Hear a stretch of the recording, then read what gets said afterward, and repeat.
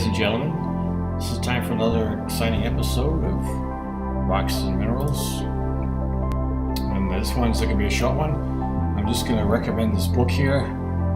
It's called Rock and Gem. So I'll just talk about it a little bit here. So this book here, I picked up. I actually found this at the library. This was recommended by the guy at the rock shop. And it's called Rock and Gem. And it's put out by the Smithsonian. And I'll just show you a couple of pages here. And the author is Ronald Bonewitz. And I'll just turn to the table of contents here. And let me just zoom in on the table of contents here.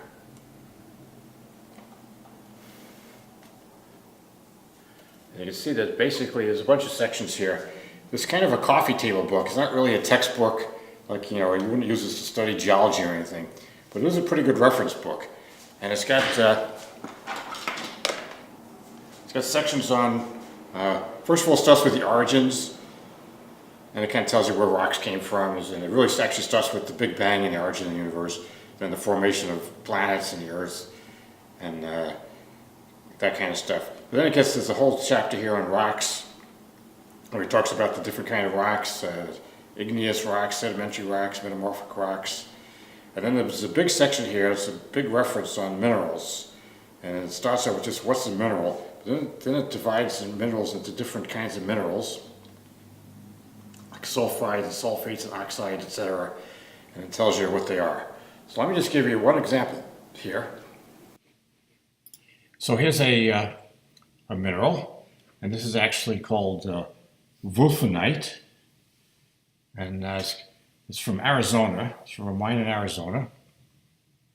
And if you want to learn about this thing, of course you have to know what it's called in order to look it up in the book. So I'll just show you this thing here. And this is a pretty tiny sample. I'll just put a scale up here, and you can see how small it is.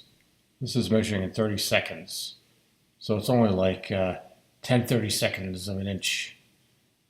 So that's like a little more than 1/4 of an inch in length, and the width is even a little bit less. So that's a wolfenite. So let's go back to our book here. And let's see what, we can look this up here. So it turns out it's in this section here called sulfates, chromates, tungstates, and molybdates. And this is how they grouped them. And they grouped it on a crystal structure. Here's like a molybdate. And it's got a molybdenum atom in the center. And I'm not sure what these other atoms are. Well, maybe we could just figure that out here. But if I turn to this page here, see down here at the bottom, there is a section on wolfenite. There's a section on wolfenite. And it talks about Tombstone, Arizona, is a key locality for fine wolfenite crystals. And they talk about red cloud wolfenite. That's what we have here. That's our sample, is red cloud wolfenite. And they talk about its group is molybdates. The crystal system is tetragonal. Its composition is PbMO04. So I guess those 4 atoms in the crystal were oxygen atoms. So it's got some lead, molybdenum, and oxygen. And the color is yellow, orange, red. It's a square, tabular, prismatic. It's got a hardness of 2.5 to 3. Cleavage is distinct. Fracture, I'm not sure what that means. Luster. Streak is white. That's when you actually do a streak test, when you rub it on something. It's got the specific gravity, and the transparency is transparent to translucent.